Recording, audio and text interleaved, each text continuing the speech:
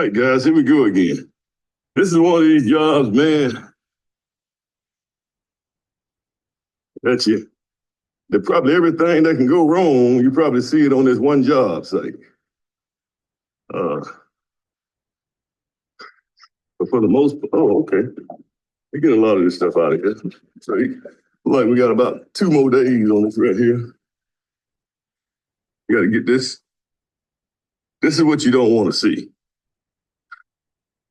So we'll get this out of here and this out of here. So, yeah, maybe today. They may be able to get this out of here today and get them hauled out. Once we get this, we'll have it ready for the house pad. But this is what you don't want to see, guys.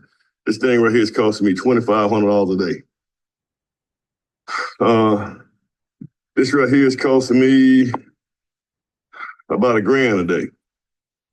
And this is a spec home, so hopefully we don't have any more problems. But we end up pushing this thing from we can't get a basement out of this right here. Too many challenges. So I don't feel so bad now. So I almost got, because I was like, man, good Lord, man, we got to get this stuff right there. I saw him over here on the camera working over here, but he got that one out the way. So we probably got about 2 more days on this thing right here. They got about, okay, get this 2 up, and we'll have this pad ready. We have this pad ready. I'm gonna push the house. We can't do too much field. Don't mess with this right here. This is where my field lines are gonna go. So we're gonna come up here and we're gonna do this thing on we're gonna put this house on a monolithic, well, it's called stem wall slab. So we'll have, you can see where I got my chalk right here. That's the front. We're gonna keep this at grade. That's about 2 feet lower right here. So we'll raise that up a little bit. So I can kind of halfway see, you get this, we get these 2 clunkers out of here, man. I can kind of halfway see where I can see the end of these guys getting these big machines right here out of here. But once we get this right here done, we can go ahead and put our foundation in here, man. I tell you what. Now, like I said, guys, we had this right here originally for a basement. Basement costs about another, if I did a basement, that's probably about $60,000 for the basement, right? For the basement walls and poured walls. Well, since we put it on a slab, it's probably gonna be half of that, which makes it a whole lot better, guys, because that, that had, which is about $25,000 that we had to offset that with putting it on the slab. So we had to offset that in order to pay for the rock, to pay for these guys right here, because we probably at around $18,000 right now, just with these guys remediating and getting this site ready. Now, I will have to put a wall here, but I think we can get away with a geostone wall right there. Put that over there. So I think we're almost here, guys. We're almost there. I was looking at it on the camera. The camera's not giving me a good idea of what's going on. We gotta bust all that stuff up right there. And that's the big boy right there. That's the big rock chipper. All right, guys, you don't want to see rock. Now, some of that rock, I'm going to use it to line up. We're going to keep some of that rock here. We may keep a couple of loads of rock right here so I can line it up right here. Just build this up so this dirt don't keep coming down. This topsoil will keep coming down. So we're gonna bring some of that rock in, but we're gonna keep some of that rock. And then he found a place right up the hill where he's taking that rock, guys. But you don't want to see rock, guys. A lot of money. You come out a lot of money with that rock. All right, guys. Let me grab this other video right here. Any questions on that, guys? Anybody got questions on that?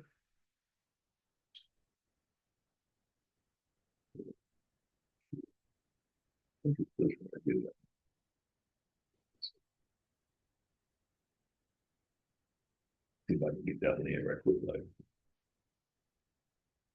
Y'all hear me? Oh, hold on. Any questions on that? Anybody got questions on that? Let's look at this one. All right, guys. So we're getting this right here together. kind of more that's going on here. So, this is in the garage, so I made sure we had a piece of flashing or something to be a break between this and the wood, which is the rim joist around the house. We're gonna have two steps at around 5.5 inches a piece. I put a piece of trim up under this right here. Well, you may be able to put a brick up under it. All right, so guys, you don't want brick actually touching wood. I don't think it'll hurt it, but you don't really want to just be in contact. So I put this right here, flashing here to make sure that the brick don't have a contact with the wood.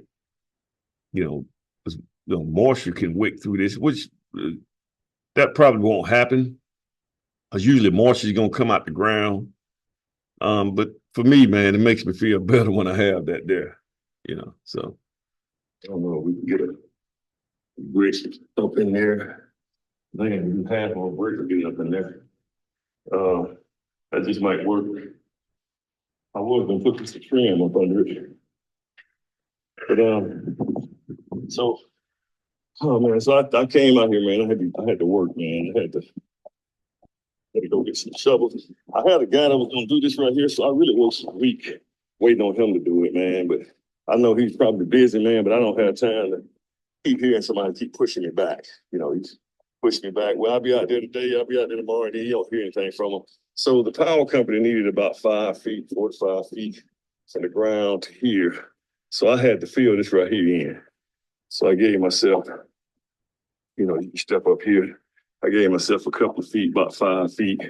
So I filled it in with gravel first, because I know when it rained, what ended up happening is it rained. This right here was actually filled in, but when it rained, all this right here went down. It rolled down. So I filled it up with gravel just in case it rained tomorrow. If it rained tomorrow, everything don't go away.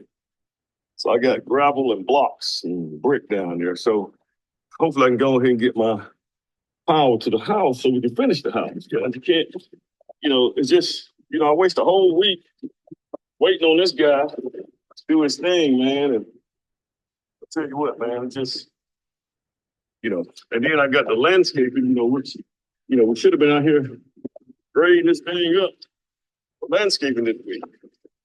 I guess my guy's behind, he's a very useful contractor, man, but now he's holding me out, man. I got 2 weeks to get this thing done.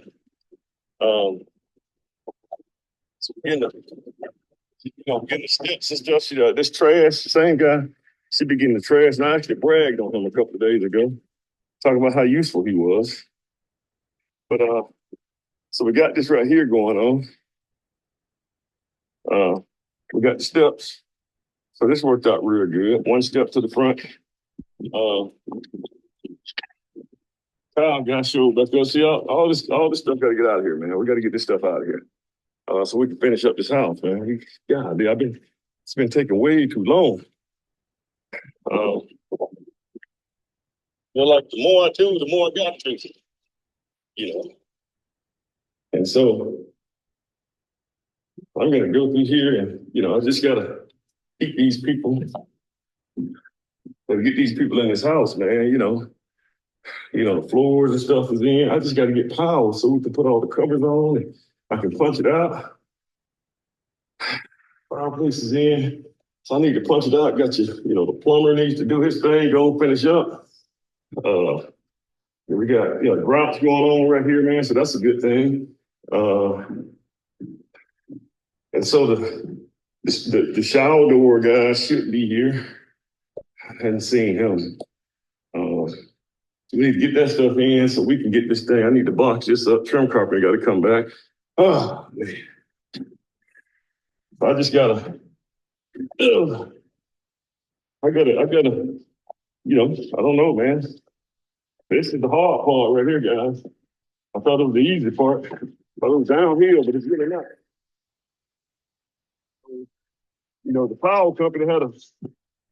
I think that's another thing with the power company to do, guys. I tell you, it's just hard dealing with these utility companies and stuff, man. they don't have to, you're at their service.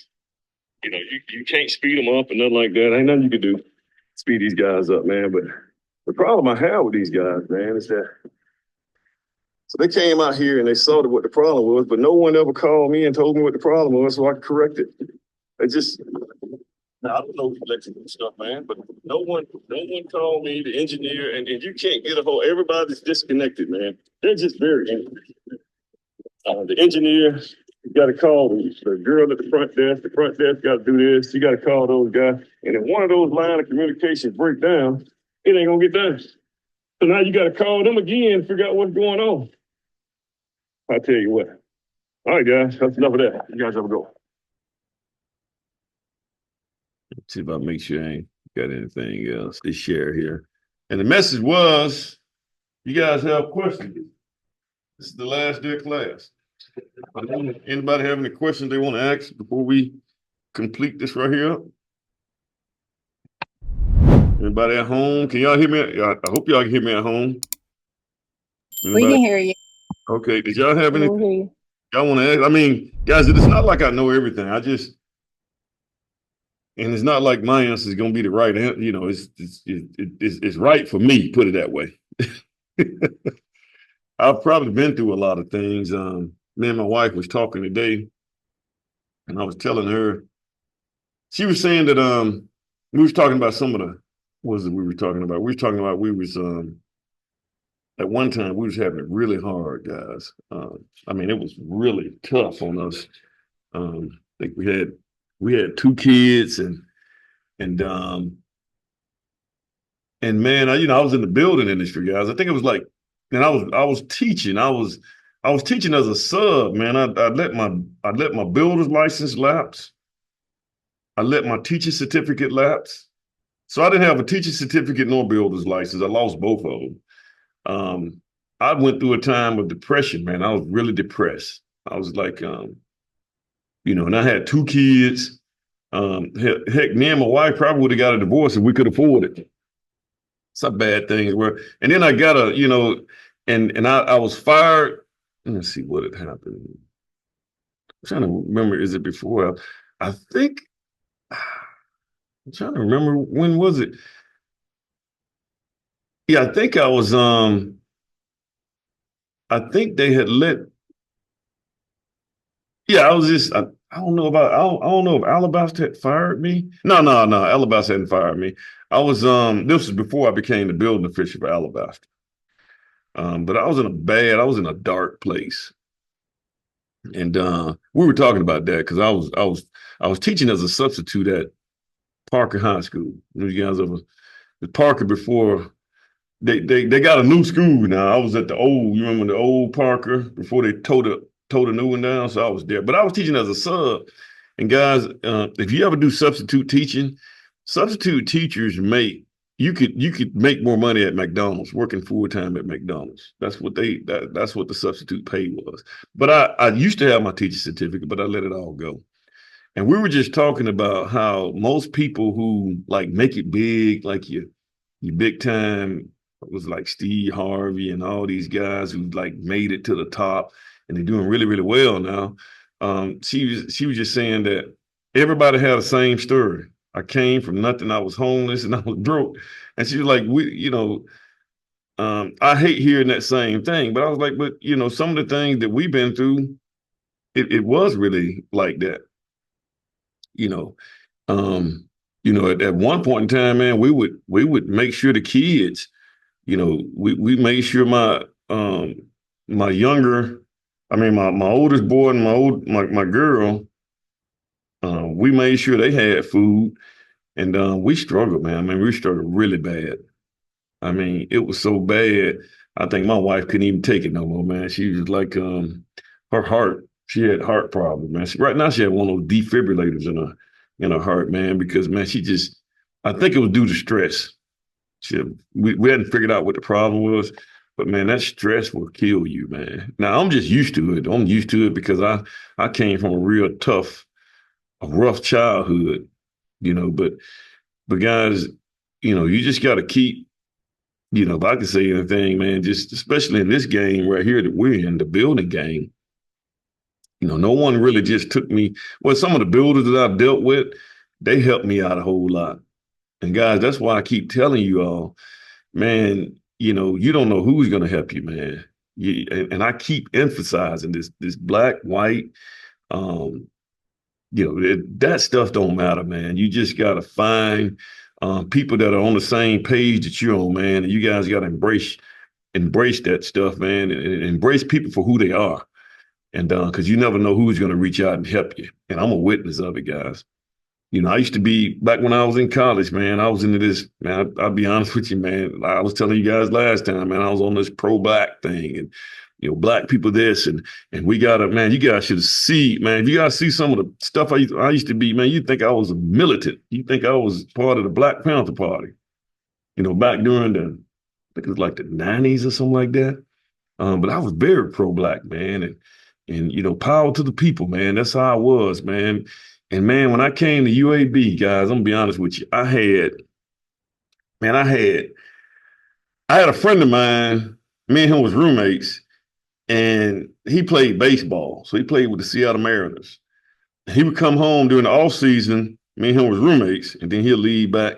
But during one time, so he had a deal with the Seattle Mariners organization. As part of his contract, they paid for his school. They paid for his college tuition.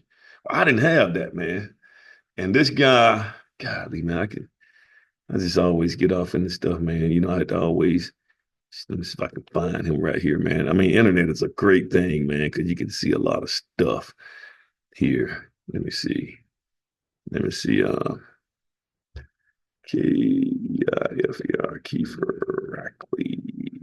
This him right here. This him right here, man. He's with the Powell Company now, but yeah, he played with the Seattle Mariners organization. This is my roommate, guys.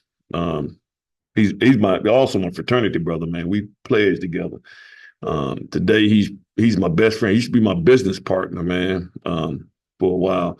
But man, he got his, he was working on his degree, man. I was like, man, and I was power to the people, pro-black. I was like, man, skip school, man. Don't nobody care nothing about no school, man. We gotta fight the power, And then he he was like, man, you can talk all you want to. I'm gonna get my degree, man. Get me a job. He got an internship at the power company and stuff, man. So he was doing really well. So he was working on a math degree too. So I was very competitive. I was like, I can't let him. He's gonna get his degree and I ain't gonna have no degree. And man, so I saved up. I was working at Napa Auto Parts, delivering car parts. And man, I saved up. I remember, man, I saved up. And guys, I saved up $800 to I just needed to get one semester. I didn't know how I was going to pay for the rest of my school, guys, but I just saved up enough to go to school for one semester at UAB. I worked, man. I mean, I worked hard, man. Stacked my money. I just stacked, man. And guys, this is the first time, because I used to get financial aid. I was getting financial aid the first time until I was making bad grades, man. They put me on academic probation, and then I ended up dropping, basically getting put out of school until I got my GPA up and stuff like that, man. But this the first time, because I didn't have no connection on how my tuition was being paid. This the first time I actually saved up my money, and I counted that thing at the registrar's office, not at the registrar's office, at the cashier's office. I paid that $800 out to get in school because I couldn't let that dude beat me, man. And I paid that, man, and I didn't know how, man. But one thing, since I paid my money for that semester, I didn't get no financial aid, didn't get none of that stuff. They didn't have all this stuff. I paid that money, man, to get in school. And I worked, man, guys. I made, and it was like the summertime or something. But man, I made the dean's list because, and man, I made I made the president's list. There's a difference between the dean's list and the president's list. The president's list is when you make all A's. I made all A's, man. And I did so well, man. This white lady, her name is Dr. Jean Hutchison. I wonder if we got a picture of her. Let's see on the internet. Let's see, Dr. Jean Hutchison at UAB. Let me see. I hope she's still living. Jean Hutchinson. Let me see. She's not. Nah, they don't have her in there. Yeah, she was a math instructor at UAB. She was a math instructor at UAB. And when she saw how hard I was working, man, older white lady, she saw how hard I was working um, in her class. She said, "Hey, you need to apply for this scholarship." And she gave me the scholarship. She said, "You need to go over here, talk to Dr. Lewis Dale. He was the provost of UAB." She said, "You need to go talk to him and you need to apply for this scholarship because I think you get it." Man, I got that scholarship.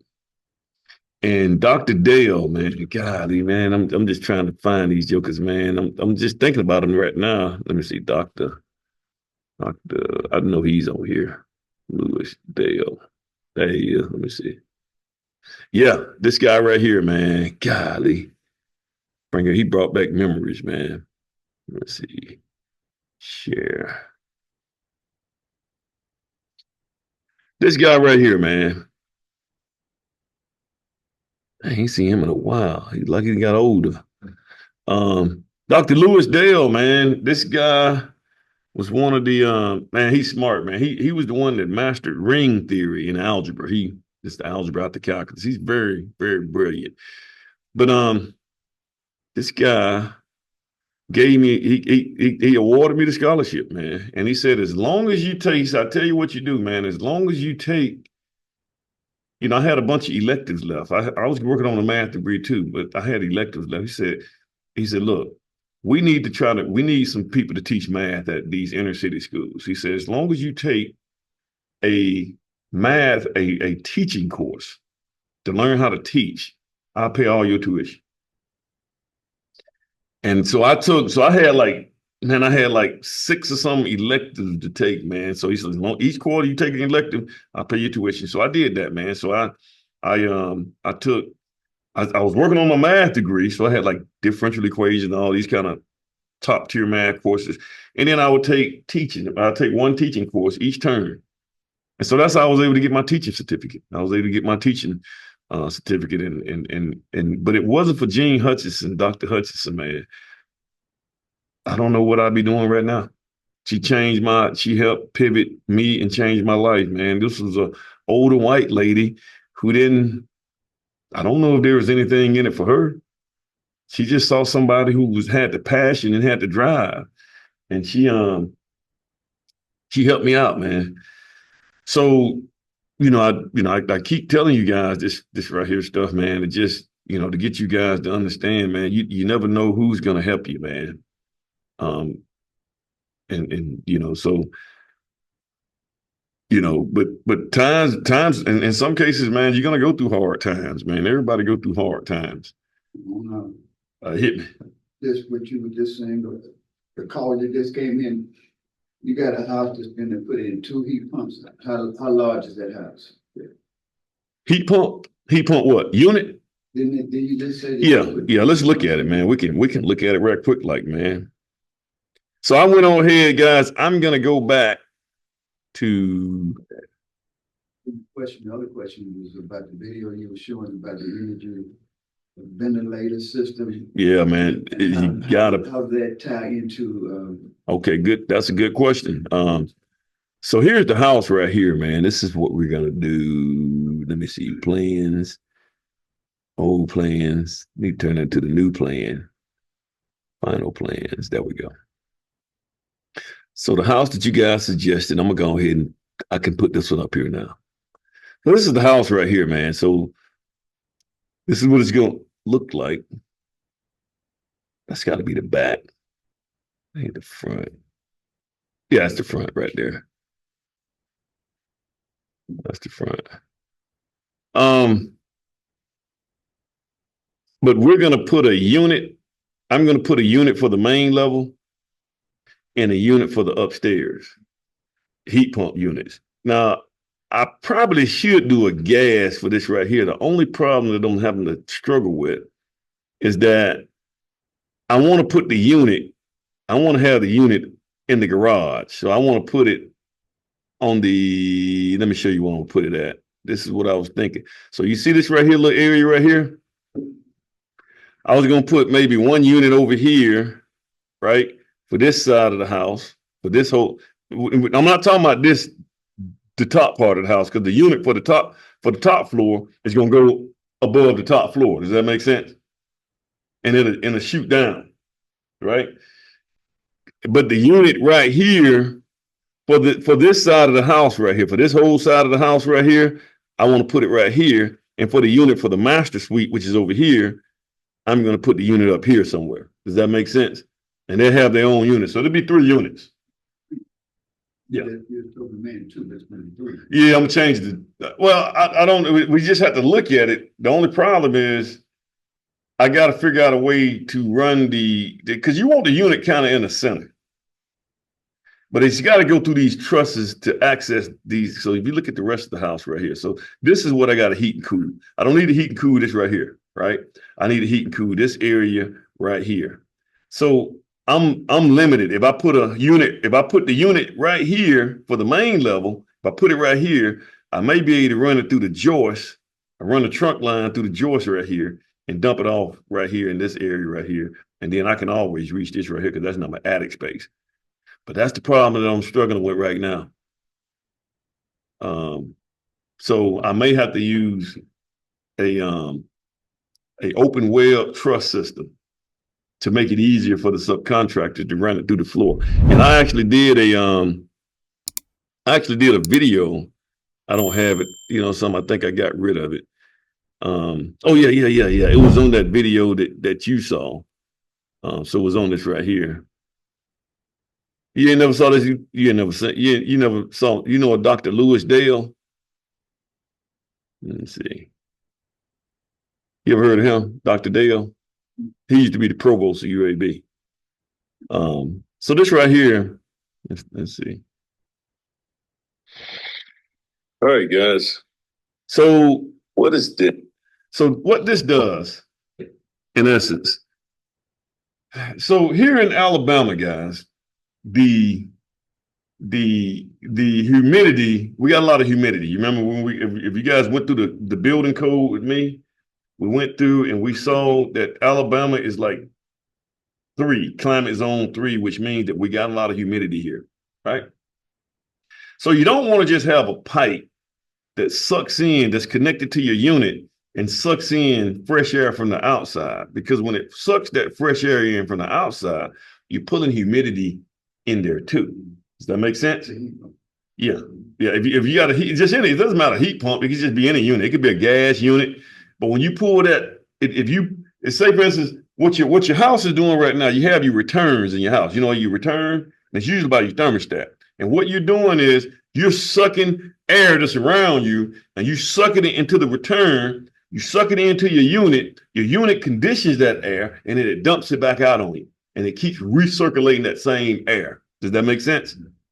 But and what it also is doing, that unit is doing too, is it's sucking that air, all this air around you, and it's pulling the humidity out of it. It's pulling the water out of it, which is why your unit leaks. That's what you're taking the humidity, and that's what actually makes you uncomfortable in your house. It's not really the temperature, it's the humidity. So if the humidity is high, you got a lot of moisture in the air, and it's cold, you're gonna really be cold. If it's hot, you're really gonna be hot. Does that make sense? So the unit got a lot of work you got to do. So it's pulling humidity out, and it's also conditioning the air. The problem is, if I just put a pipe, like a 4-inch pipe to the outside to get fresh air in, because the houses are really tight today. They don't allow fresh air from the outside to come in through the cracks of the house. All the cracks and stuff that you got in the house. See, we really seal these houses now, right? So what happens is, if I put a pipe to pull in fresh air, so the house don't be so stale, you don't have all this stale air in the house. The problem is when you pull it in, so now I got to condition the air on the inside and get the humidity out of the air on the inside, right? Now you're pulling fresh air from the outside with even more humidity in it. So now if you suck that into your unit as part of your return, now you're sucking in a whole bunch of moisture. Now your unit got to work extra hard. That's not very energy efficient. Does that make sense? So a solution to that would be to put one of these bad boys here. This is called the energy, and in some cases, you got it's called the energy recovery ventilation system. In some cases, a heat recovery ventilation system. But you put this in here, sucks in the fresh air, right? Conditions it, and gets rid of the stale air that's on the inside of the house. So you constantly got this thing sucking that moisture, that moist air in, and it's conditioning it, pulling the humidity out of it, and it's dumping the stale air outside. So you're getting fresh air that's conditioned. Your unit doesn't have to work as hard now because you got that energy recovery ventilator. Second question, where do you place that into your design? So I would what I would do, so I would go through here and I'd find a spot somewhere in this house. I'd probably put it maybe somewhere right here. You follow me? Maybe somewhere right here. Somewhere where kind of midways of the house, maybe like right here. And it wouldn't be a bad idea. See, Panasonic makes one. So look at this right here, man. So let me see. These are the ones I used to use right here, man. Panasonic energy recovery ventilator. There we go. So Panasonic make these. They only $600, man. And I think it covers, and you don't hear, man. And they cover about, how many square, maybe 800 square feet. I think that's what let's see. Put them on, see this right here go on the ceiling. Yeah. And you don't even hear them either, man. I put these on, I usually put these, I'm trying to figure out how many square feet this thing usually cover. I think it's like 600 square feet. So I may, like on this house, I may need 3 or 4 of them on there. So, you're looking at another maybe $2,000 to, I don't see it. I had to figure this thing out. Yeah, maybe another $2,000, man. But I promise you, man, you'd be amazed at how good your air quality is. Now, I'm doing another video, and I had that on my little board right here. So you look at my little board here. Let me see. There you go, indoor air quality. I just need to do the video on it because I need to go into more detail on this right here. So I know you had some questions about it, and I'm gonna explain it on there, man, because your house can, if we're making all these tight houses, but the building, the code enforcers that's out there that's checking these houses out, they don't understand the science behind this stuff. So what's happening is they're letting these builders make these houses really tight. They're not putting these ERVs in them. And since they're not putting these ERVs in them, because they don't really understand them, the houses are making people sick. Because we live, you spend 90% of your time inside of your house. Heck, my kids, I came home from Vegas Saturday night, and I just saw my son last night. Because when he come in, he go in his room, that's it. He got all his little TVs and stuff and up in his room, and I barely see him. Come out, grab something to eat, go back upstairs and disappear. So the kids, not like it used to be, man. The kids, like we used to stay outside for the most part, man. Guys, when I was a kid, man, we spent the bulk share of our time outside. Now we spend 90% of our time indoors. You don't even see people walking down the street. Go in some of these neighborhoods, like these neighborhoods, you don't see kids riding bikes, selling lemonade stands and stuff. They're in the house. So if you're in the house all the time, it's important, it's pertinent, man, to have the best indoor air quality that you possibly can have. The old house ventilators that sit right up into the roof. They used to have that long time ago. That's the same concept. It's the same there you go. Now these windows in these houses are just closed, so you don't have no fresh air coming in. That's right. And I mean, theoretically, you can actually windows in the attics and then cut. They still do that, man. They still do the whole house ventilators. Mm-hmm. They have those big fans. Yeah. And let me tell you something else too, man. So it's good you made that point, man, because you remember when we was in, see, you don't remember this right here. Back when I was in school, the older schools, there was a window above the door. And the window was, you can turn it. Yeah. See, we didn't know what that window was for. That window was to keep the air circulating. So let me show you something else, guys. So like, even on my house, when I do this right here house, guys, everywhere where you can close yourself off, like at my personal house right now, guys. I didn't put it in this last house I built because they, they wanted me to get the cost down, right? But in my personal house, every last one of the bedrooms have what I call a jump duct. So if you shut this door, I have another supply line because each room you gotta, like I told you, the air is returning, right? You pull the air in the house, all the air needs to be circulating. But if you go in this bedroom right here, say if I went in this bedroom right here and I shut this door, I'm not circulating this air anymore because it's not pulling because the door is shut. Does that make sense? So now your unit, guys, is designed to recirculate all the air in this whole house.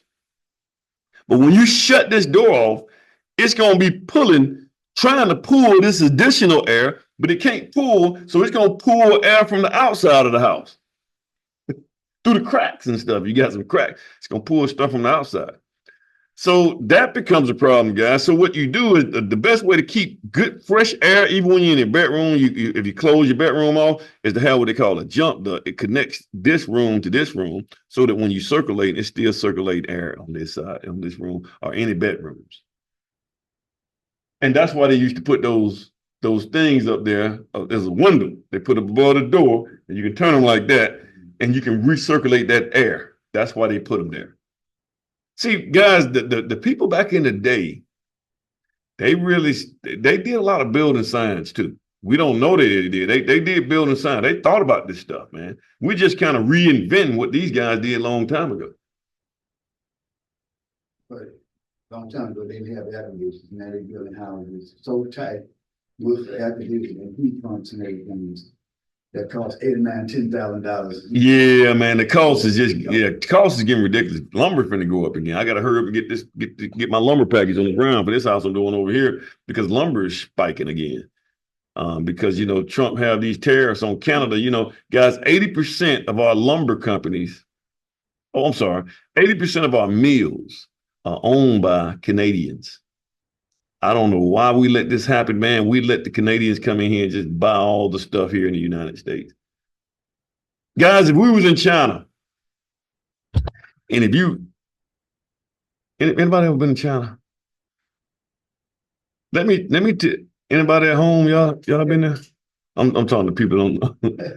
Guys, thought some people may have been there before, man. China, the stuff that we allow to happen here in the United States, they won't allow that over there. So let's just say, for instance, Elon Musk was the first person to ever do that with Tesla. They got Tesla. Tesla's over in China. But guys, normally, if you go to like places like China and you set up a company over in China, somebody in China, you have to have a full partnership with them to have your company there. So let's just say, for instance, I started let's say I started a cell phone company in China, right? Well, I can't just do it myself. I had to go get a Chinese person, and they have to at least be 50% partnership with me in China in order for them to let me bring my company over there. Does that make sense? So you have to have a Chinese person. It's going to have to be 50% own your company, 50-50. So what they're going to do is and they got access to how they're going to re-engineer what you do, and then they're going to become your competitor. This is what they do, but this is what they do, guys. But we allow this here. We allow these guys to come buy stuff here, but we don't for it now. Now Donald Trump is pushing the envelope on these guys now. He's starting to make them kind of sort of do the same thing. He even got this thing called a gold visa or something like that, where they can come here and get citizenship, but you got to pay $5 million.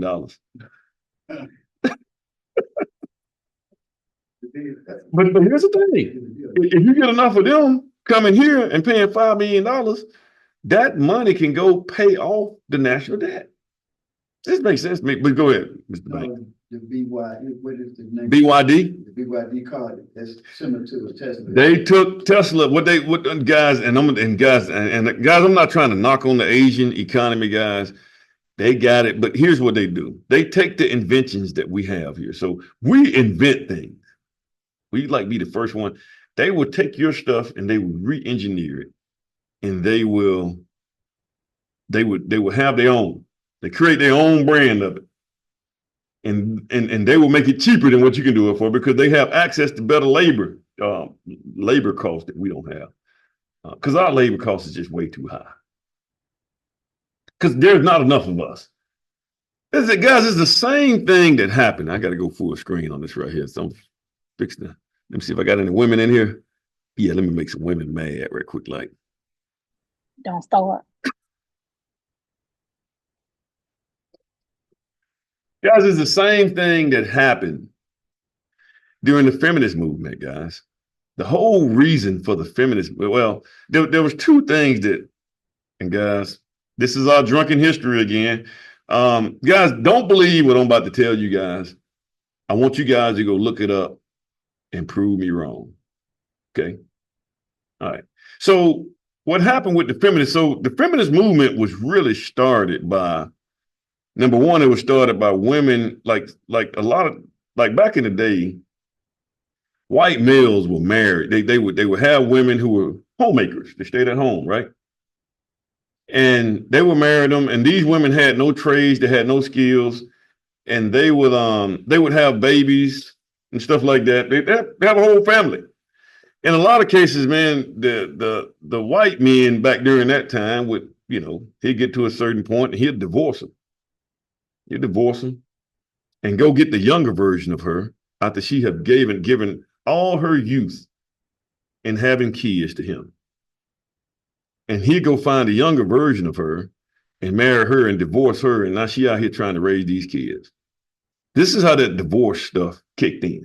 So, in feminism. So these women needed something. And also, during that time, guys, you had a lot of time too that they wanted to do their own thing. They push this feminist movement. So you had that on one side and you had it on the other side. And then you had people like, who was it? John D. Rockefeller. So John D. Rockefeller got with them, with the feminists, and he said, you know what we can do? Because what was happening, John D. Rockefeller and the guys who own the Federal Reserve System, it's called the Federal Reserve System, not the Federal Reserve Bank. The Federal Reserve System is a privately owned organization, and all the money, and this is where we borrow our money from, guys. It's not federal at all. And it's owned by the 12 richest families on the planet. Rockefeller, Warburg, Rothschild, and all those guys. And the way they get their money from us is they convinced Woodrow Wilson during that time to do the Federal Reserve Act to where we had to pay the Federal Reserve System interest on the money that the countries borrow. Yeah. Oh, yeah. He was a different animal, man. He was a different animal. And they did it on, guys, there's a book called The Creature from Jekyll Island. I suggest all you guys go read that book. And it explains the Federal Reserve System. And there's another guy named G. Edward Griffin. He wrote that book. He got a video. You guys can pull his video up. If you don't like to read, you can pull his video up. But guys, you should read these books, guys. But so what ended up happening was they pushed this feminism, and they pushed it because they were only getting, the Federal Reserve wasn't getting enough money because there was only the men were out working. Does that make sense? So they can only pull it through your taxes, right? So, but it was only the men that was out working. So they were like, we got to get it. We want more. So we want to get the women out here working too. So they push feminism so that the women to get out here and work as well. And so now you can tax double the people. And here's another caveat. Not only do they tax you, they made it to where the more, see guys, supply and demand works like this. The more you have of something, it causes the cost of it to go down, right? So now you got men out here working, right? They were making salaries that were enough to secure and take care of the family. You remember? But now if you got The whole population out here working. So now you got more people out here working, supply and demand. So you know what that did? That drove the cost of wages down. So now both parents got to go out and work now. This is how they got both parents out the household. And they got both parents. So now the women are out here working. The women out here working. The men out here working. And the kids were being raised by the school. This is when they came out with compulsory education. Not only that, did you guys know that you remember back in the day we had Encyclopedia Britannica? The encyclopedia, they used to go door to door. You know who owned the Encyclopedia Britannica? John D. Rockefeller. One of the guys that owned the Federal Reserve System. It's on the board. He owns it. And this is the same guy that said, now, this guy said that, he said, this was his quote. He said, competition is sin. He would just simply, if you was competing with him in business, he'll figure out a way to, but this is what he did. So, yeah, still. Guys, did you guys know that you back in the day, you just didn't have Ford and what's the other car companies you got? Ford, Chevy, and all those Oldsmobile and all that kind. You had a whole bunch of car companies. You had probably 100 of them that were making their own independent cars. But you had people like that they got with the legislation and the laws and stuff, and put all these laws and stuff on you, and it ran the smaller guys ran them out of business. They couldn't hang in there anymore. And so now that's why you only have a few. Well, John D. Rockefeller and JP Morgan did the same thing. They used to have a bunch of steel companies. Had a bunch of different steel companies all around. Just everybody did their own thing. So what these guys did, John D. Rockefeller and JP Morgan, they merged up together and formed a big, like Walmart. And what they did was they formed their steel company, and they just charged the people costs. So no one could compete with them. The other smaller steel company, they couldn't charge what they charged because they would go broke. So they held that cost, man, until every last one of them went out of business, one by one. And then when everybody went out of business, they bumped their costs back up. This is what Walmart has done. This is essentially what Walmart has done too. And guys, you got to understand what happened with Walmart. Sam Walton, he ran a drugstore. So he ran a drugstore and he kept failing at the drugstore until he was introduced to the Chinese. They brought Sam Walton over there and they said, hey, we got a way to get our products to the United States under your drugstore, Walmart. And this is how we brought all the Asian products here. And this is how this was the birth of Walmart. It started in small communities too. Yeah.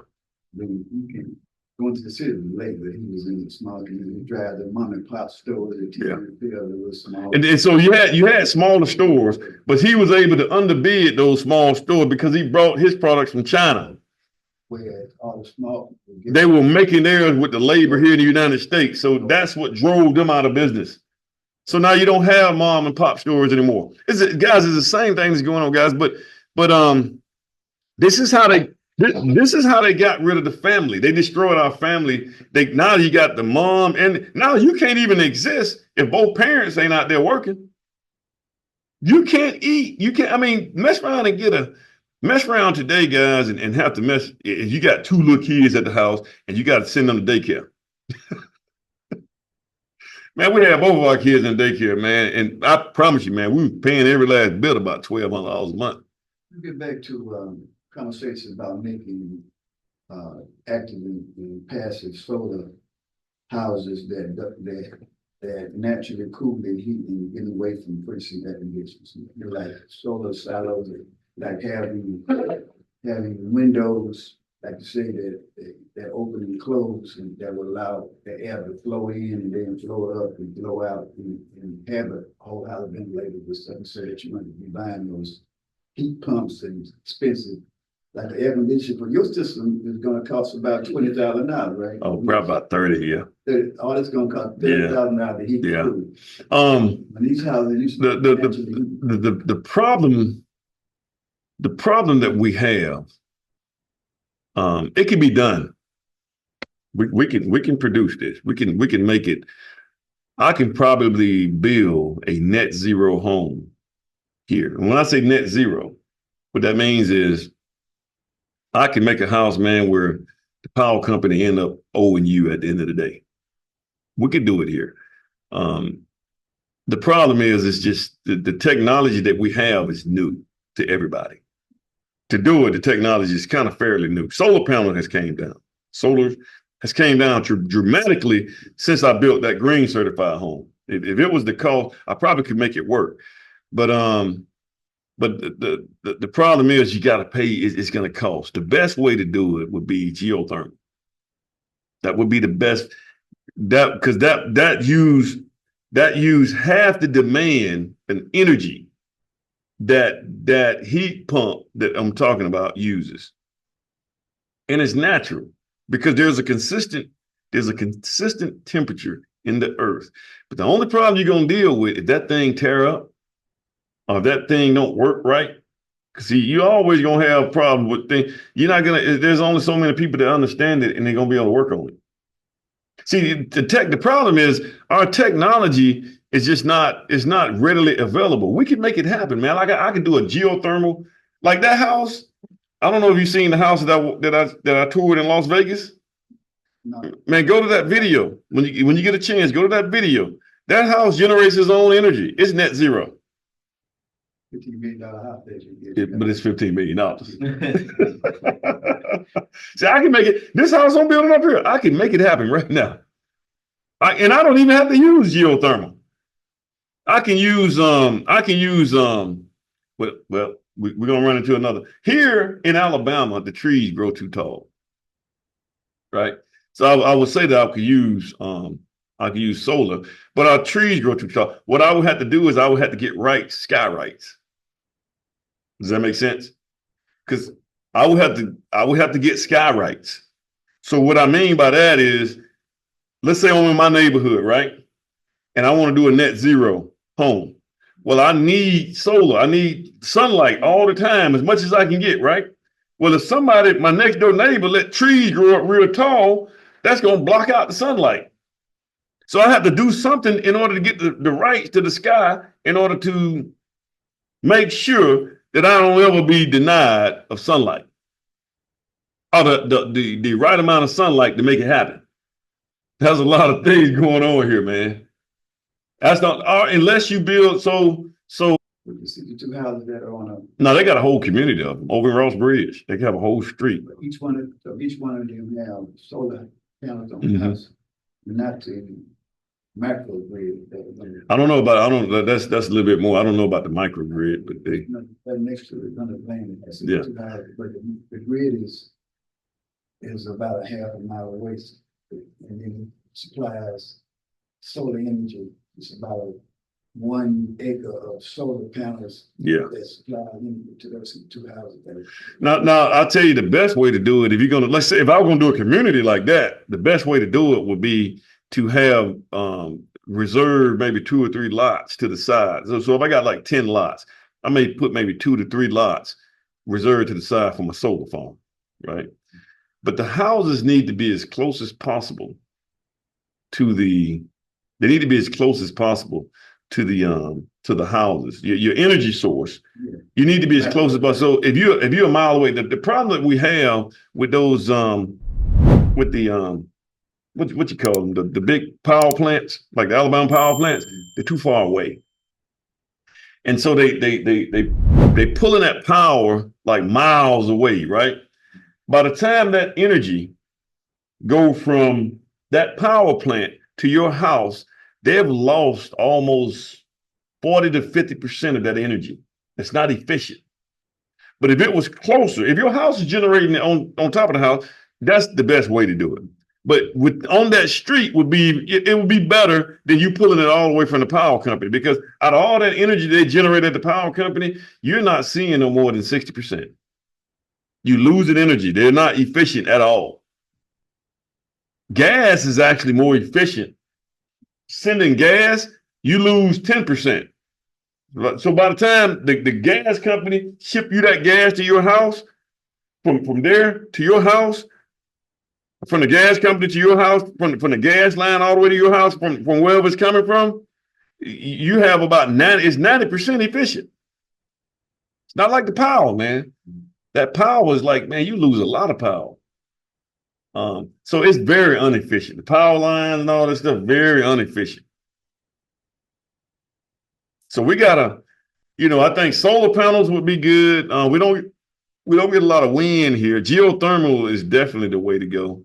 And you can also use geothermal in lakes. At the bottom of the lake, you can just put them in there if you don't want to drill, but you need to go about 100 feet inside the ground in order to get consistent energy. But guys, there's a way to do this thing, man. We could do it, man. But if you get net zero, that's my goal, man. I want to put one. I don't know if I think somebody already done one here over in Mountain Brook. I think somebody they came close to trying to do net zero, but I think that's going to be I don't want to depend on the power company, guys. Is the house going to be spray foam? They're part of the corporate elite they are part of the corporate elite that's really driving us into the poverty. They're eliminating almost the middle class. Those super rich people at the top don't need even. Well, they got enough money. The super rich, they got enough money to pay the power, but they don't care. Well, they're making it to where. So what's happening now, guys? And this is not a conspiracy, man. I'm not trying to get into the conspiracy side of it, man. What's happening now, guys, is they're gonna have you guys to not own anything, and you're gonna be happy. Let's just think about it now. O'Neal, how do you listen to music right now? Where do you get your music from? On your phone? On what? YouTube. You got iMusic and stuff like that? Or you got something similar to it? You got YouTube music. See, you don't own the rights to the music on there. Like when I was a kid, man, you got your cassette. And see, if you lose your subscription, your YouTube subscription, they bump you off, you can't listen to that music no more. But see, when I got that tape, you go buy that tape or that record, that's yours. You can play it anytime you want to. Ain't nobody gonna take it from you. Today, everybody's on subscriptions. And if they take that subscription from you, you can't listen to your music anymore. You don't own it. But you're okay with that. See, they slowly did it to where this generation, see, each generation, they work on you just a little bit at a time. And so this generation right now, y'all hadn't even been in a situation to where I got my own stuff. I can listen to this when I want to. This guy.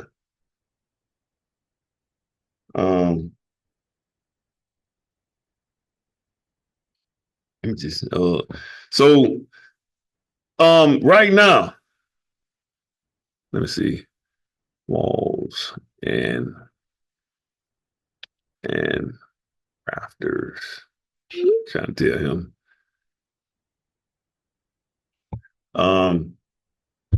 Let me see. I forgot what I was going to say, man. Right now, man, I mean, it's unaffordable for you guys to go buy a house. You don't have a problem renting. You never own it. You see how back when I was coming up, man, that was just the thing. You just bought a house.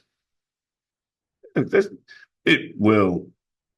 yours when you pay the mortgage, the last payment. It becomes yours, But it's that home ownership, man. That at least we're striving for home ownership. You guys, the next generation, man, you guys are not going to be able to buy anything. I mean, you guys are not going to be able to buy anything. You're not going to be able to own anything. You got BlackRock. BlackRock right now own more real estate than probably anybody. And they don't sell you nothing. They rent it out. And we be renting boxes. So you're gonna have everybody in boxes. apartment boxes. Everybody gonna be in boxes. Yeah, that's the thing. I mean, these tiny homes, they got are smaller than a shotgun house. Yeah, yeah. You don't know what a shotgun house is, but. Yeah, yeah, they ain't wide at all. But they're bigger than, these tiny homes that they put in now. Yeah, they smaller than shotgun houses. Number one room. Yeah. Well, that's what the people are gonna. That's what like the new generation. Worst case scenario, that's all they're gonna be able to afford. Box. You know, yeah. Man, think about it, man. Your salary is not, guys. Your salary is not on pace with inflation, unless you're getting a super duper raise every year. You're losing money. If you're not getting a raise every year, that's a big difference, maybe like a 20% raise each year. Guys, you are losing. You have gotten if you're not getting a raise, you're getting a pay cut. You're literally getting a pay cut every year because it's more and more expensive to live. Now, there was a family, man, and they don't want this, man. Whoever did this, man, it was perfect. They got the game figured out, man. They got it down to, I mean, man, I tell you what, they got the fathers out the household. That was your protection. He protect the family. They got him out of there. They kicked him on out. Now they got access to all the kids. They got the women, you know, and it starts in the black community first. In the black community, what they call the canary in the gold mine, is that what they call it? Yeah, they start with us. If you want to see what America is going to look like, gold mine, not gold mine, my bad. Guys, if you want to see what America is going to look like 20 years from now, look at the black community. And everybody's going to be like that. Hispanics, white. It's like they experiment on the black people first. And then they give it to everybody else. Everybody else, it is what it is, guys. Everybody else fit, because right now, white women, the whites are, they're at a 76% out of wedlock rate. So all the kids that are born today, guys, when I was a kid, if you were born, if you were a kid and you didn't have a mom and a dad at home, you got joked on. Let me ask you a question. I'm sorry, go ahead. Go back to the ventilator again. Yeah. You know we had a hard time. We had a hard life. But the ventilator, can you conceptualize the placement of those energy ventilators and eliminate it with windows that were large enough, that will allow for the air to come in, and then because it is more a super insulated house that had enough of those energy recovery, but they don't heat. They don't condition the air. Now. They don't heat, nor do they cool. They don't heat or cool, but they remove the moisture. Yeah. Right. So basically, what you're doing is basically allowing the airflow to come in. That's right. You're making it where you don't have negative pressure. And then it would basically eliminate the air conditioning, but it doesn't. But no, you gotta have something. You gotta condition the air. See, the air conditioner have two. What about needing the heat, but not needing the cool? It would naturally cool the house up to around this. I don't, but see, man, when it gets really, really hot, you know, if it gets really, really, because like here we have extreme temperatures, and you don't want to be in a house when it's really hot like that. You got to have a way to condition your air in the house. Matter of fact, the code, if you guys look in the code book, you have to be able to heat a house. I think it's like 58 degrees. If you can't heat it 58 degrees, they won't issue you a permit. I mean, they won't issue you a certificate of occupancy. You need a heater, but in terms of you don't need an air conditioner, but you do need a heater. So you can bring the air if 90 degrees outside, enough ventilation would allow to bring it in. I don't think you can get down to 90 degrees. I don't think that'll ever. No, that's not going to happen. That's not going to happen. You're not going to be able to. As a matter of fact, if it's 90, let's just say it's 95, let's just say it's 90 degrees outside. In some cases, even here with a unit in the house, sometimes the house can't catch up with it. If you got that, if it's 90 degrees outside and heck, and it's 90 degrees on the inside of the house, it probably feel like it's 110 degrees. But you got But no. What I'm telling you, you can circulate air all you want to in that house. You can recirculate. You have windows and do all that stuff, man. But sometimes even with a unit trying to cool it down, it won't catch it. Your unit is beyond. It's trying to get there, but it'll never get there because if you don't have your unit to turn on like at a certain time of that day or catch that, like say for instance, you can go away, you can go out of town, or you left your house one day and you came back at the hottest part at 2:00, the hottest point of the day, and you turn your air on, it's gonna feel like your thing ain't doing nothing, and you'll be doing it all day until it gets nighttime and cool that whole house down again. And then the next day you can restart it. And then you may be able to have it cool that day. And they call that your unit is chasing it. So no, you gotta have, I mean, you can not have it. Our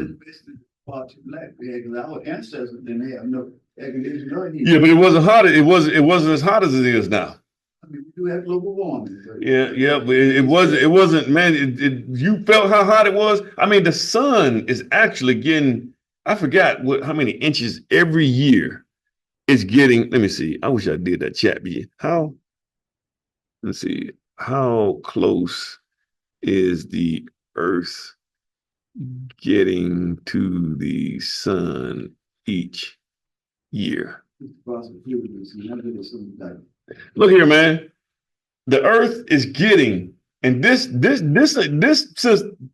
Earth been here 4 billion years, and each year it's getting 2.36 inches closer to the sun each year.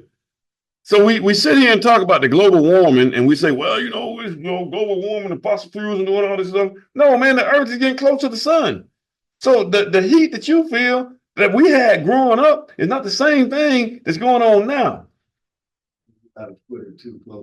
Yes, man. So it's hotter. That's why the temperature. And here's another thing. If fossil fuels, is this something you can think about too now? If fossil fuels was causing global warming, right? Then why is this happening on all the planets? Why is it happening? Yeah, why is all the planets in our solar system getting hotter? See, if fossil fuel and global warming is a thing, right? Then it should only be happening here because you don't have cars and stuff doing all that stuff on other planets, right? But now you have to explain why is all the planets. Well, you can look this up too. Now, don't believe nothing I say. Just look it up. The other planets, Mercury, Mars, Venus, Saturn. Every year they get hotter and hotter on each planet, and they can figure out how hot it is on each one of the planets. It's getting hot on all the planets because we're getting sucked in. The sun has a gravitational pull. This is why it's important, guys. It's critical that we populate Mars. In order for the human species, sentient beings, to exist, we have to go to the next planet. We go to the next planet, huh? Yes, because eventually that's going to be where Earth is. This is going to keep going, and so we got to get further. This is why they're spending so much time, guys. This is why. So, I mean, since we're going to go there, I might as well go ahead and go all the way. This is why there's a push for EVs. See, we need the rocket fuel. We need fuel to send more rockets to space. But if all the cars, you got more people, you got 7.5 billion people on the planet and everybody want a car and stuff like that. If everybody was using gas, we won't have the fuel to send the rockets to space. It's a very difficult. So we got to get off this planet. We got to figure out a way to get out of it. We got to figure out a way to jump. Life got to keep jumping from planet to planet, Eventually maybe, because really this planet used to be our solar system, it used to be a binary star system. Jupiter was another star. It was like the sun. They kind of rotated around each other until some things happened. I don't know if you guys ever, this is why I tell you guys, reading, man, will wake up a whole lot of things. And this planet used to be called Tiamat. This Earth, it used to be called Tiamat.